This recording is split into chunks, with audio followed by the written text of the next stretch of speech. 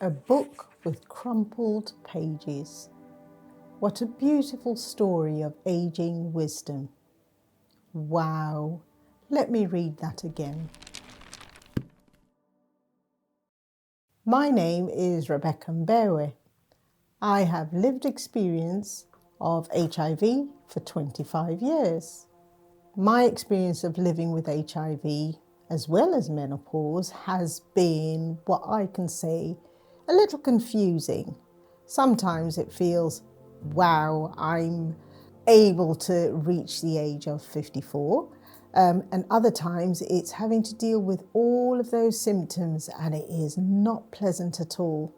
But overall, I am actually really loving getting to this age, and I'm hoping I can age disgracefully. I have a picture here that reminds me of when I got my diagnosis in 1996. So having arrived in the United Kingdom in 1995, I found that my husband was actually quite poorly and wasn't able to deal with his studies, and as a consequence, his GP recommended that we go for an HIV test in 96. Shortly afterwards is when I took this picture. So yeah, it's a really nice reminder of the times and how it was like back in 96, having been diagnosed with HIV. I was fairly young then. I think my older son was about 6 years old. I often get asked if my children know. And yes, my children know. It's a funny story, actually. All of this unravelled because my second son, who happened to see my diagnosis letter on a trip from the theatre on the train, then asked me, I saw your letter.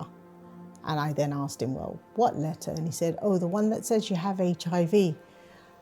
So I said to him, fine, when we get home, we'll have a conversation around this, and then you can ask me anything you want. So we got home and he asked me, are you going to die? And I explained that I wasn't. I was in a situation that I'm very lucky to have medication and it's working really well. So I was going to be around for a while yet. So I found that it's really, really helpful to have open and honest conversations with your children because it informs how they think. It removes the stigma and it removes the shame. The one thing I was really worried about was him having to discuss that with his friends. But yeah, he told his friends, and when he came back and told me, he said, I told my friend because my friend's mum's got sickle cell and the other one's friends got mental health. And for me, that was such an eye-opener because for him, in his mind, that's what he compared it to. And it was a huge relief to be able to have that kind of conversation with them.